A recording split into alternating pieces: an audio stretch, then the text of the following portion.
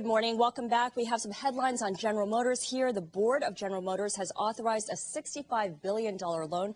This is according to its bankruptcy filing. And in the filing, General Motors says that it has more than 100,000 creditors, and the company says it expects unsecured creditors to receive a recovery. Now, GM, as we know, filed for Chapter 11 just minutes ago, and we are joined by someone who is named the #1 national investment banker in financial restructuring by The Deal. He heads the restructuring and distressed M&A practice for his firm, and he's Peter Kaufman, president of the Gordian Group.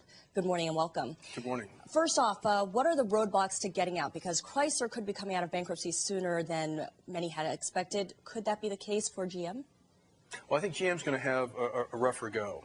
I believe that there are going to be some vigorous and loud objections by bondholders who believe, correctly in my view, that there's inequitable treatment of unsecured creditors in this case.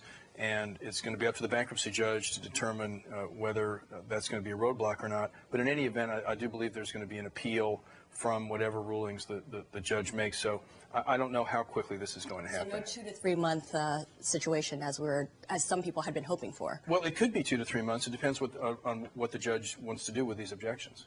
Okay. Now, what are you looking for during this period when GM is in bankruptcy to determine if things are on track? Well, I think this is going to be a litigation strategy.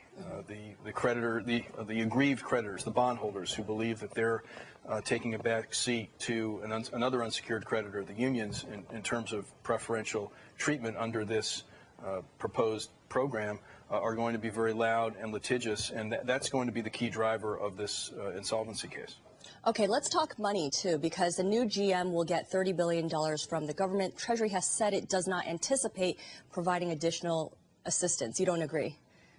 Well, I agree that that's what Treasury said.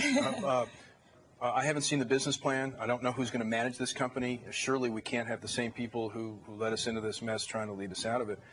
But if the government's going to have to put in more money, and an unlimited amount or more, I believe, if the business plan is not being met. If the demand for cars isn't there, commensurate with what the business plan requires to be profitable. So I think to say that this is a maximum, $50 billion all in is a maximum amount, I'm pretty sure that's not going to be correct. Okay, now Fritz Henderson is still the CEO. They're also bringing in a turnaround expert. Do you see these guys being able to do the job ahead? Well, I don't know how long Fritz Henderson is going to be on board. As I said, it's hard for me to imagine that this company, restructured coming out of Chapter 11, is going to have the same General Motors management that it had previously.